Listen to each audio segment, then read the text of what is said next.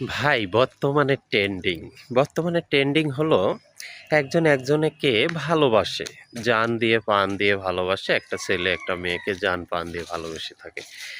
আর প্রকৃত ভালোবাসার কোনো স্বার্থ দেখে না একটি ছেলে। আর মেয়েটি যখন দেখে যে অন্ধের মতো পাগলের মতো ছেলেটি আমাকে ভালোবেসে যাচ্ছে, ঠিক সব মেয়েরা এরকম তা নয়। মেয়েটি তখন নিজে একটি সুন্দর সুযোগ পেয়ে যায় যে একে তো আমি পরিপূর্ণভাবে ব্যবহার করতে পারবো। হ্যাঁ, ঠিক পরিপূর্ণভাবেই সে মেয়েটি ছেলেটিকে ব্যবহার করে। ছেলেটি কত সুন্দর করে তাকে সত্যিকারে পাওয়ার আশায় তার পিছে পিছে ছুটতে থাকে।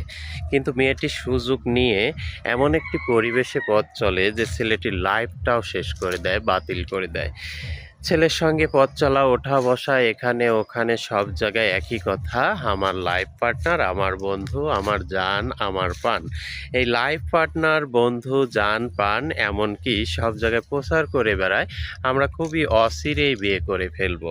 তো বন্ধুরা, এরকম পরিবেশ কিন্তু প্রতিনিয়ত আমাদের হয়ে থাকে। তাই আমরা সাবধান। এই প্রেম ভালোবাসাগুলো নিয়ে আমরা ধুলোমাটির খেলা খেলে যাই। ঠিক এরকম করতে করতে সে মেয়েটির বাকি সময়ের পড়ালেখা, অনেক কিছু হয়তো সেই ছেলেটার কাছ থেকে টাকা পয়সা অর্থ নষ্ট করার পরে সেই ছেলেটিকে ব্যবহার যখন হয়ে গেছে, ছেলেটি হয়তো ছিল মূর্খ, হয়তো পড়ালেখা জানতো না, কিন্তু সরলতা মনে সেই মেয়েটিকে জান প্রাণ দিয়ে সে ভালোবাসতেছিল।